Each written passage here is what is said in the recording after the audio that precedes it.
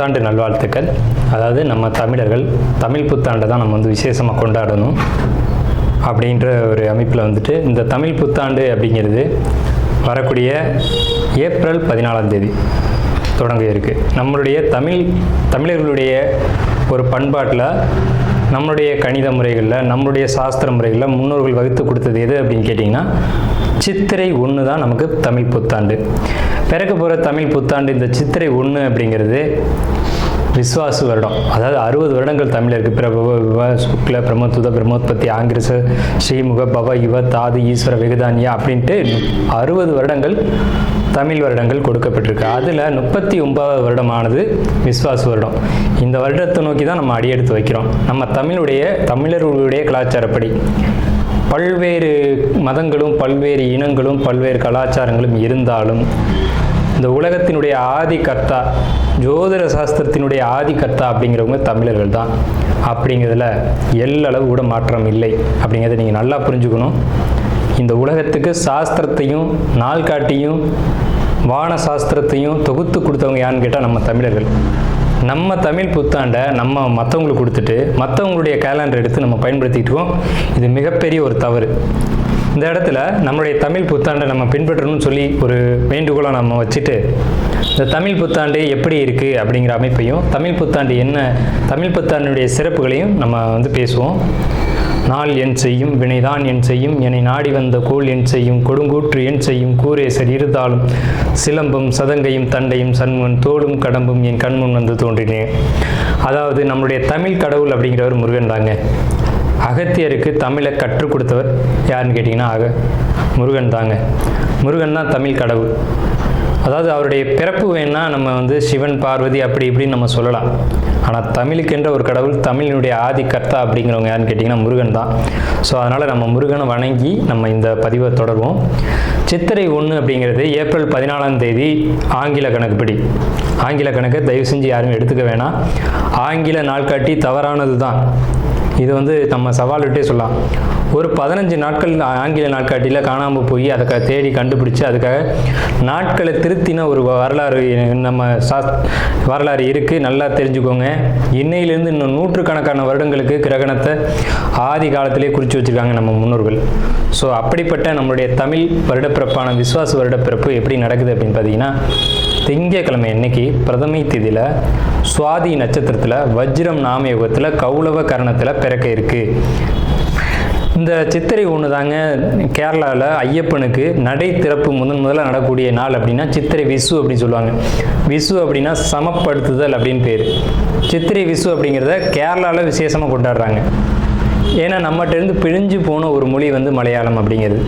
சரி, விஸ்வாசு வருடத்துக்கு நம்ம முன்னோர்கள் என்ன விளக்கம் கொடுத்துருக்காங்க அப்படின்னா, விஸ்வாசு அப்படின்ற சொல் வந்துட்டு நேர்மை, நீதி, செல்வம் அப்படின்னு உயர்ந்த ஒரு அர்த்தத்தை வச்சுருக்காங்க. நம்மளுடைய தமிழ் மொழிக்கு நம்ம தமிழ்லேயே அர்த்தங்கள் தேட வேண்டிய ஒரு காலகட்டம் வந்தாச்சு. சரி, இந்த விஸ்வாசு வருடம் அப்படிங்கிறது நேர்மை, நீதி, செல்வம் அப்படிங்கிற ஒரு அர்த்தத்தில் வருது இந்த சொல் அப்படிங்கிறது. இந்த விஸ்வாசு வருடத்துக்கு உண்டான பலன்களாக நம்ம முன்னோர்கள் என்ன சொல்லியிருக்காங்க அப்படின்னு பார்த்தீங்கன்னா, விஸ்வாசு வருடம் தன்னில் வேளாண்மை ஏறும், பசுமாடும் மாடும் பழிக்கும், சிசு நாசம், மறையோர்கள் வாழ்வார்கள், மாதவங்கள் மீறுமே, மற்றுலகில் உண்டு மலை அப்படின்னு சொல்லியிருக்காங்க. மற்றுலகில் உண்டு மலை அப்படின்னு முடிக்கிறாங்க. இதனுடைய அர்த்தம் என்னன்னு கேட்டிங்கன்னா, இந்த வருடம் விஸ்வாசு வருடம் அப்படிங்கிறது ஒவ்வொரு 60 வருடங்களுக்கு ஒரு முறை 39 ஆண்டாக பிறக்கக்கூடிய இந்த விஸ்வாசு வருடமானது வருகின்ற காலகட்டத்தில் எல்லாம் வேளாண்மை உயரும் அப்படின்னு சொல்லியிருக்காங்க. பசு மாடும் பழிக்கும் அப்படின்னா நம்மளுடைய பசுமாடுகள் அப்படிங்கிறது நல்ல ஒரு முன்னேற்றத்தை அடையும். மாடு ஆடுகளுக்கு ஒரு நல்ல தீவனங்கள் கிடைத்து அதுவும் நல்ல செழித்து வரும். ஆதி காலத்தில் வந்து மாடை தான் செல்வமாக குறிப்பிட்டிருக்காங்க. இன்றைக்கி வந்து பணம் அப்படின்ற ரூபாய் தாள்களை நம்ம வந்து பணமாக குறிப்பிட்றோம். ஒரு முன்னோர்கள்லாம் வந்து மாடு எவ்வளோ இருக்குது, மாட்டினுடைய அந்த குப்பை வந்து வேஸ்ட்டெல்லாம் எங்கே ஒரு மனிதன் வந்து எங்கே சேகரிக்கிறானோ அதை போய் முதல்ல பார்ப்பாங்கங்க. அதை வச்சு தான் அவனுடைய செல்வம் என்னன்றதை குறிப்பிட்டு பொண்ணு கொடுக்குறதா இருக்கட்டும், பொண்ணு எடுக்கிறதா இருக்கட்டும், இதெல்லாம் நம்முடைய மரபில் இருந்து வந்த ஒரு விஷயம். ஸோ அப்போ இத்தனை மாடுகள் இருந்தால் தான் அவன் செல்வந்தன் அப்படின்ற ஒரு கான்செப்ட் வந்து முன்னோர்கள் நமக்கு காமிச்சிருக்காங்க. அப்படிப்பட்ட பசுமாடுகள் மாடும் பழிக்கும் அப்படின்ற ஒரு வார்த்தை வந்து அங்கே குறிப்பிட்டிருக்காங்க. சிசு நாசம் அப்படின்ற வார்த்தையை சொல்கிறாங்க. மறையோர்கள் வாழ்வார்கள். மறையோர்கள்னு யாருன்னு கேட்டிங்கன்னா சமுதாயத்தில் முக்கியமாக இருக்கக்கூடிய பெரியவங்க, மற்றவங்களுக்கு வழிகாட்டக்கூடியவங்க வாழ்வாங்க அப்படின்ற சொல்லியிருக்காங்க. மாதவங்கள் மீறுமே அப்படின்ற ஒரு வார்த்தையும் வருது. மாதவங்கள் மீறும் அப்படின்னா ஒழுக்கக்கேடான செயல்பாடுகளில் மனிதர்கள் நடக்க வேண்டிய காலகட்டங்கள் வரும். ஒழுக்கக்கேடுனா என்னங்க? இந்த விரல் தான் ஒழுக்கக்கேடு, இந்த ஒற்றை விரல் தான். இந்த விரலை வச்சு தான் நம்ம பட்டன் அமுக்கிறோம், காசு வாங்கிட்டு அமுக்கிறோம். இதுதான் மாதவங்கள் மீறுமே அப்படின்றது. ஸோ அந்த மாதிரிலாம் இல்லாமல் மனசாட்சிக்கு துரோகம் செய்யாமல் யார் நீதி பரிபாலனம் செய்வாங்க அப்படின்றத தெரிஞ்சு சரியான வாக்களித்து நல்ல தலைவனை தேர்ந்தெடுக்க வேண்டிய காலகட்டங்கள் அப்படிங்கிறத இங்கே மறைமுகமாக இந்த விசுவாச வருடத்தினுடைய வெண்பா பாடல் அப்படிங்கிறது நமக்கு சுட்டி காட்டுது. இந்த சித்திரை வருட பிறப்பானது மகர லக்னம்னு சொல்லக்கூடிய சர லக்னங்களில் விழுகுது. எப்படின்னு கேட்பீங்க. தமிழனுடைய கணக்குப்படி சூரியன் எப்போது கிழக்கு வானில் உதிக்கிறதோ அதுதான் லக்னம். ஸோ சித்திரை மாதம் 1ஆம் தேதியானது உதிக்கக்கூடிய நேரம் அப்படிங்கிறது கிழக்கு வானத்தில் சூரியன் உதிக்கக்கூடிய அந்த டைம் அப்படிங்கிறது 2:22 அதிகாலை மணி 2:22க்கே சூரியன் கிழக்கு வானத்தில் உதிச்சிடறாரு. அப்போ அது லக்னமாக போட்டுக்கணும், இந்த வருடத்தினுடைய பிறப்பு லக்னமாக போட்டுக்கணும். ஸோ அப்படி நம்ம போடும்போது மகர லக்னம் சர லக்னத்தில் விழுகுது. முன்னோர்கள் சித்திரை 1ஆம் தேதி அப்படிங்கிறத கண்டறிஞ்சு அந்த 1ஆம் தேதி தொடங்கக்கூடிய லக்னத்தை கண்டறிஞ்சு அதுக்கான பலன்களை பஞ்சாங்கங்களில் எழுத ஆரம்பிச்சிருக்காங்க.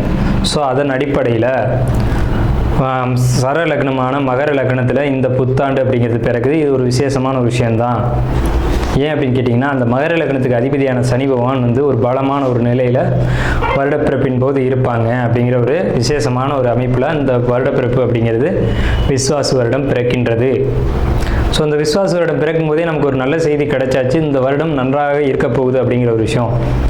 சரி, இதை சித்திரை மாதம் தான் நீங்கள் தமிழருடைய கலாச்சாரம் அப்படின்னு சொல்றீங்களே, இதுக்கு ஏதாவது ஆதாரம் இருக்கா அப்படின்னு கேட்டிங்கன்னா கண்டிப்பாக இருக்கிறது. புறநானூறு அப்படின்ற ஒரு தமிழ் இலக்கியம் இருக்குது. அதில் போய் தேடி பார்த்தீங்க அப்படின்னா தலைநாள் பூத்த பொன் இணர் வேங்கை அப்படின்ற சொல்லும், கனிவேங்கை நன்னாளே நாடி மலர்தலால் அப்படின்ற வார்த்தை வரும். அதாவது சித்திரை மாதத்தில் பூக்கள் அதிகமாக பூத்து குலுங்கும். அதனால தலைநாள் அப்படின்ற சொல்ல யூஸ் பண்ணுறாங்க. தலைநாள்னா முதல் மாதம் அப்படின்னு, தலை மாதம் கடை மாதம் அப்படின்னு பிரிக்கிறாங்க. கனிவேங்கை நாடி மலர்தலால், கனிவேங்கை நல்லான் நாடி மலர்தலால், அந்த பூக்கள் பூக்கிறதுனால அந்த கனிவேங்கை மாதம் அப்படிங்கிறதையும் தலைநாள் பூத்த பொன் இணர் வேங்கை அப்படின்ற சொல்லும் புறநானூறு அப்படின்ற இலக்கியத்தில் தமிழ் மாதம் முதல் மாதம் சித்திரை மாதம்ன்ற குறிப்பீடு அங்கே இருக்குது. சரிங்களா? வண்ண மலர்கள் பூத்து குலுங்கக்கூடிய ஒரு பொன்னான மலர்கள், பொன் போன்ற மலர்கள். இன்றைக்கும் கேரளாவில் ஒரு மஞ்சள் நிறத்தில் தங்க நிறத்தில் பூக்கக்கூடிய பூக்களை பறித்து அவங்க விசேஷத்துக்கு சித்திரை 1 அன்னைக்கு கொண்டாடுறாங்க. அவங்க தமிழ் பண்பாடை பின்பற்றுறாங்க அப்படின்றத இதை நீங்கள் தெரிஞ்சுக்கலாம்.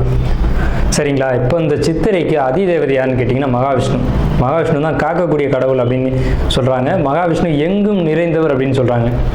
சரிங்க சார், சித்திரை மாதம் விசேஷங்களை கொண்டாடலாமா அப்படின்ற ஒரு கேள்வி வரும். 100% கொண்டாடலாம். ஏன்னு கேளுங்க. இதுக்கு உதாரணம் ராமர் தான். ராமர் பட்டாபிஷேகம் ஏற்ற மாதம் எதுன்னு கேட்டிங்கன்னா சித்திரை மாதங்க. அப்போது விலக்கப்பட்ட மாதங்கள் அல்ல, இது விசேஷத்துக்கு ஏற்றுக்கொள்ளப்பட்ட மாதம் எதுன்னு கேட்டிங்கன்னா சித்திரை மாதம்தான். பகவத்கீதையிலே ஒரு வார்த்தை வருது, ருதுக்களில் நான் வசந்த ருதுவாக இருக்கிறேன் அப்படின்னு கிருஷ்ணன் சொல்கிறார். நம்மளுடைய வாக்கியம்ல, இது பகவானுடைய சொல். அப்போ வசந்த ருது அப்படின்றது எதுன்னு கேட்டிங்கன்னா சித்திரை 1 தான் வசந்த ருதுனுடைய தொடக்கம்.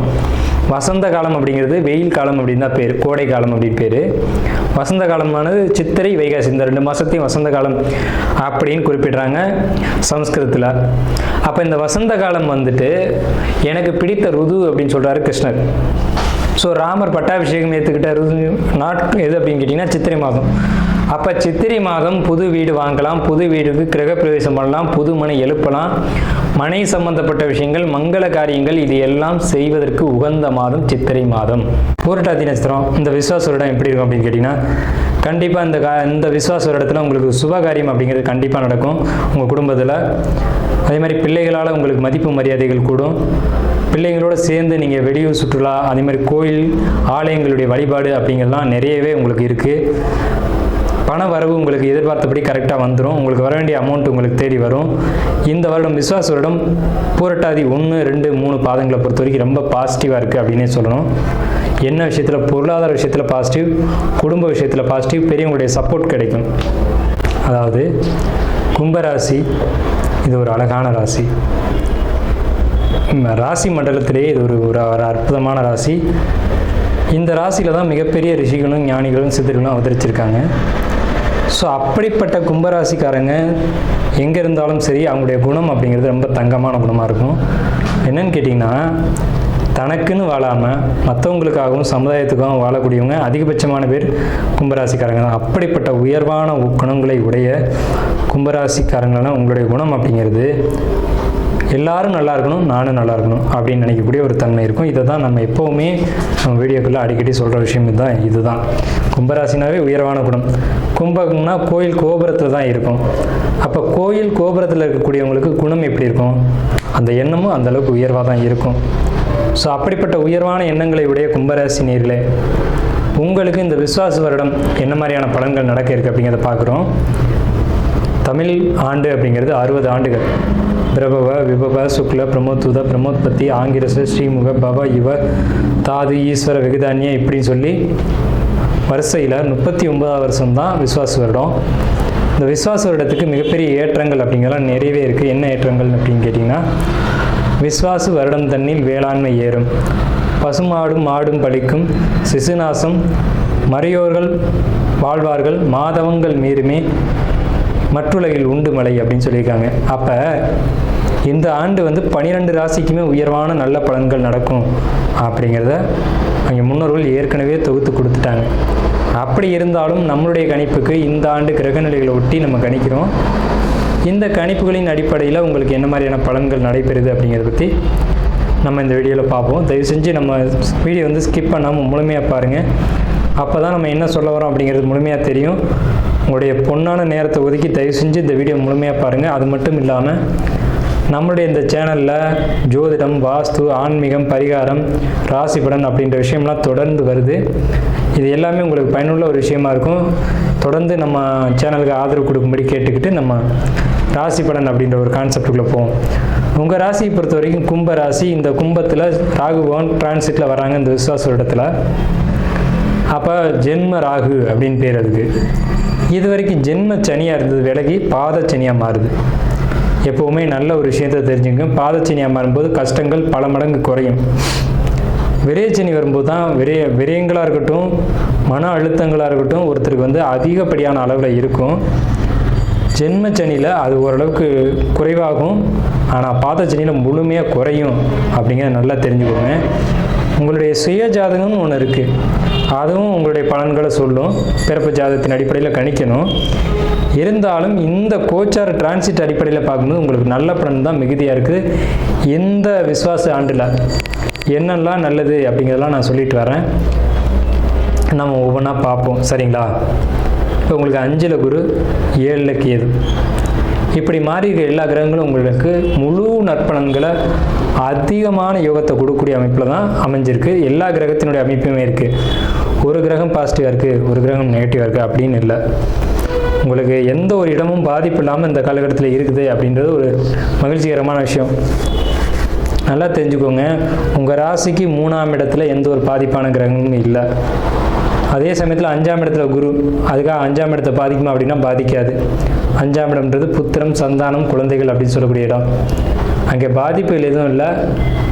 உங்களுடைய சிந்தனைகள் தெளிவாகி உங்கள் குடும்பத்தை புரிஞ்சுக்கிட்டு உங்கள் குடும்பத்தில் இந்த பிரச்சனைகள்லாம் விட்டு கொடுத்து சரி போ நீ இவ்வளோதான் அப்படின்ட்டு ஒரு மனமகிழ்ச்சியான ஒரு காலகட்டத்தில் வரக்கூடிய காலகட்டம். நீங்களும் உங்களை உணர்ந்து மற்றவர்களையும் உணர்ந்து எல்லாம் இது இப்படித்தான்ற ஒரு சமநிலைக்கு தெளிவாக ஆரோக்கியமாக வாழக்கூடிய காலகட்டம் இதுதான், இந்த விஸ்வாச ஆண்டு தான். இந்த விஸ்வாச ஆண்டுக்கு பிறகு உங்களுடைய வாழ்க்கை இன்னும் நல்ல ஒரு முன்னேற்றத்தை நோக்கி போகும். ஆனால் அந்த முன்னேற்றத்தினுடைய முதல் படிக்கல் அப்படிங்கிறது விஸ்வாச ஆண்டு தான். முன்னேற்றத்தை நான் பார்த்தேன் என் வாழ்க்கையில் அப்படிங்கிறது இந்த விஸ்வாச ஆண்டில் இருக்கும். நல்லா குறித்து வச்சுக்கோங்க, நல்ல மனசில் வச்சுக்கோங்க. இது வரைக்கும் நடந்த கசப்புகள் அது ஒரு பக்கம் இருக்கட்டும். நம்ம சேனலை இப்போ அதிகமாக பார்க்கக்கூடியவங்க கும்பராசிக்காரங்க. அதனால் நான் அழுத்தமாக சொல்கிறேன், இந்த ராசிக்கு நம்ம வந்து அதிகமான விஷயங்களை கொடுக்கணுன்ற ஒரு அமைப்பு இருக்குது. ஏன்னு கேட்டிங்கன்னா, இப்போ 2ஆம் இடத்து சனி என்ன செய்யும் அப்படின்னு கேட்டிங்கன்னா, பொருளாதார தடைகளை மீண்டும் ஏற்படுத்தும். இருந்தாலும் அதுலேயும் சமாளிக்கக்கூடிய ஆற்றலையும் கொடுக்கும். இவ்வளோ நாள் சமாளிக்க முடியாமல் இருந்தோமே, இப்போ சமாளிக்கிற அளவுக்கு அது வந்திருக்கோம்ல அப்படிங்கிற ஒரு நல்ல விஷயம். அதே மாதிரி பொருளாதார தட்டுப்பாடுகள் அப்படிங்கிறது இனி இருக்காது. இது நாள் வரைக்கும் இருந்தது உண்மைதான், அது யாரும் மறுக்கலை. அடகு வச்சது, பணத்தை இழந்தது, சொத்தை இழந்தது, உறவுகளை இழந்தது, எதிரிகள் தொல்லை, கூட பிறந்தவங்க, அப்பா அம்மா, இந்த உறவு தொல்லை எல்லாமே இருந்ததெல்லாம் உண்மைதான். ஆனால் இனி எல்லாமே சரியாகும் ஒரே டைமில். இந்த காலகட்டத்தில் சகோதரன் வழி உறவும் சரியாகும், உடல் ஆரோக்கியமும் நல்லா ஹெல்த்தும் உங்களுக்கு ஃபிட் ஆகும். அதே மாதிரி உங்களுக்கு சகோதர வழி உறவுகளாக இருந்தாலும் தாய் தந்தையாக இருந்தாலும் அவங்களால வந்து ஒரு இடையூறுகள் அப்படிங்கிறது இனி இருக்காது. உங்களுக்கு வந்து சேர வேண்டிய சொத்து பங்கு அப்படிங்கிறது கரெக்டாக வந்து சேரும். இதெல்லாம் ஏகப்பட்ட பிரச்சனையே வருது, அதெல்லாம் கரெக்டாக வந்துடும். எந்த ஒரு பிரச்சனையும் இல்லாமல் உங்களுக்கு பாசிட்டிவான காலகட்டங்கள். உடம்பில் ஏற்பட்ட பல பாதிப்புகள், நம்ம பழைய வீடியோக்குள்ளே என்ன பாதிப்பெல்லாம் ஏற்படும்னு நம்ம சொல்லியிருக்கோம். அதெல்லாம் நடந்திருக்கு, ஒவ்வொருத்தரும் உணர்ந்திருக்காங்க. ஸோ அந்த பாதிப்புகள் இனி இல்லை. உங்களுடைய 8ஆம் இடத்தை சனி பார்வை செய்கிறதுனால உங்களுக்கு அடிவேறு சம்மந்தப்பட்ட பிரச்சனைகள் உடனடியாக சரியாகும்னு சொல்ல முடியாது, படிப்படியாக சரியாகும். விசுவாசாண்டு இதுலேயும் புரட்டாசி ஐப்பசி இந்த மாதங்களுக்கு மேலே முழுமையாக க்யூர் ஆகும் அந்த ஒரு விஷயம் அப்படிங்கிறது. சரிங்களா? இப்போ சந்திரன் மேலே ராகு என்ன சார் செய்யும் அப்படின்னு கேட்டிங்கன்னா, குழப்பங்களை ஏற்படுத்திக்கிட்டே இருக்கும். இருந்தாலும் தெளிவடைஞ்சு கொண்டே நீங்கள் இருப்பீங்க. மன அழுத்தம் ஒரு பக்கம் இருக்கும் தான், இல்லைன்னு யாரும் மறுக்கலை. அதே நேரத்தில் அதுக்கான சோர்ஸ் உங்களுக்கு கிடைக்கும். எந்த விஷயத்தை நினச்சி நீங்கள் கவலைப்படுறீங்களோ அதுக்கான ஒரு வழி அப்படிங்கிறது கண்டிப்பாக கிடைக்கும். பொருளாதார உயர்வு, புதிய சொத்து சேர்க்கை, புதிய வண்டி வாகன சேர்க்கை அப்படிங்கிறது இந்த ஆண்டு நிச்சயமாக கும்பராசிக்கு உண்டு. கணவன் மனைவி உறவை பொறுத்த வரைக்கும் விட்டு கொடுத்து தான் போய் ஆகணும். அவங்க புரிஞ்சுக்க மாட்டாங்க. அவங்க பிடிச்ச மயிலுக்கு 3 கால் அப்படின்றதுல இன்னும் கரெக்டாக நிற்பாங்க. 7ஆம் இடத்துக்கே அது இதை செய்யும். ஆனால் சந்திரன் மேலே இருக்க ராகு அதை விட்டு கொடுக்கணும் அப்படின்ற எண்ணத்துக்குள்ள உங்களை கொண்டு வரும். சில நேரங்களில் நீங்கள் ஆக்ரோஷமாக மாறுவீங்க. கும்பராசிக்காரங்கன்னா நீங்கள் அந்த ஆக்ரோஷத்தை குறைக்கணும். போகங்கள் மீதான ஆர்வம், நாட்டம் அப்படிங்கிறது அதிகரிக்கும். இது ஆணாக இருந்தாலும் சரி, பெண்ணாக இருந்தாலும் சரி. ஒரு மொபைல் ஃபோனை அதிக நேரம் யூஸ் பண்ணிங்கன்னா அதுவும் ஒரு போகம்தான். எல்லாமே அதுக்குள்ளே தான் அடக்கம். சும்மா கையில் வச்சுட்டு நோண்டிக்கிட்டே இருக்கிறதும் ஒரு தவறு தான். அது ஆணாக இருந்தாலும் சரி, பெண்ணாக இருந்தாலும் சரி. அதேமாதிரி ஒரு போதை, ஒரு அடிக்ஷன் அப்படிங்கிறதுலாம் அந்த மாதிரியான விஷயங்களுக்குள்ளே போயிடாமல் உங்களை நீங்கள் பார்த்துக்கணும். அதுக்கான காலகட்டங்கள் உண்டு. ஆனால் இருந்தாலும் நீங்களும் கொஞ்சம் கவனமாக இருந்துக்கணும் அப்படிங்கிறது தான் நம்ம சொல்கிறோம். பொருளாதார தட்டுப்பாடுகள் ஏற்பட்டாலும் அதுலேருந்து நிவர்த்தியாகி வருவீங்க. குடும்பத்தில் சகோதர வழி ஒற்றுமைகள் அப்படிங்கிறது கிடைக்கும். புதிய சொத்து சேர்க்கைக்கான வழிவகைகள் உண்டு. குழந்தைகளால் மதிப்பு மரியாதைகள் கூடக்கூடிய அமைப்பு. குழந்தைகள் படிக்கும்போது நல்ல மதிப்பெண் எடுத்து உங்களை மரியாதையாக ஒரு மதிப்பு மரியாதையை ஏற்படுத்தக்கூடிய ஒரு அமைப்பு அப்படிங்கிறது இந்த ஆண்டில் உண்டு.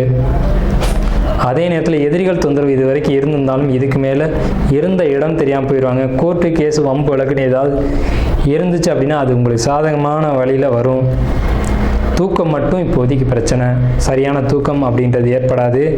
அயன சயனங்களை பொறுத்த வரைக்கும் போக்குவரத்தில் கொஞ்சம் பாதிப்புகள் ஏற்படுத்தும். கால், முட்டி, இடுப்பு, அதாவது இடுப்புக்கு கீழே வலிகள் ஏற்படுறதுக்கான வாய்ப்புகள் உண்டு.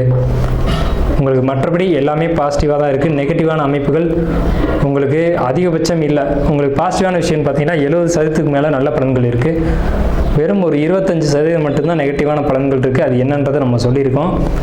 சின்ன சின்ன பொருளாதார தடைகளும், இடுப்புக்கு கீழான உடல் பாதிப்புகளும், அடிவயிறு சம்மந்தப்பட்ட பாதிப்புகளும், சரியான தூக்கம் வராத ஒரு தன்மைகளும் தான் உங்களுக்கு பாதிப்பாக இப்போதைக்கு இருக்கிறது. மற்ற எல்லா விஷயங்களையும் பொறுத்த வரைக்கும் பாசிட்டிவான காரியங்கள், எடுத்த காரியத்தில் வெற்றி அப்படிங்கிறலாம் கண்டிப்பாக உங்கள் ஜாதகத்தில் இந்த டைமில் இருக்கும். இருந்தாலும் உங்கள் சுய ஜாதகத்தை நம்மளை மாதிரியோ அல்லது உங்கள் குடும்ப ஜோசியர்கிட்டையோ கொடுத்து ஒரு முறைக்கு 2 முறை தெளிவாக பார்த்து கொள்ளுங்கள். ஏன்னா இந்த காலகட்டம் நல்ல காலகட்டம் தான். இன்னும் முன்னேறி வர்றதுக்கான வழிவகைகளை பார்த்துக்கும்படி கேட்டுக்கிட்டு இந்த வீடியோவை நம்ம நிறைவு செய்வோம்.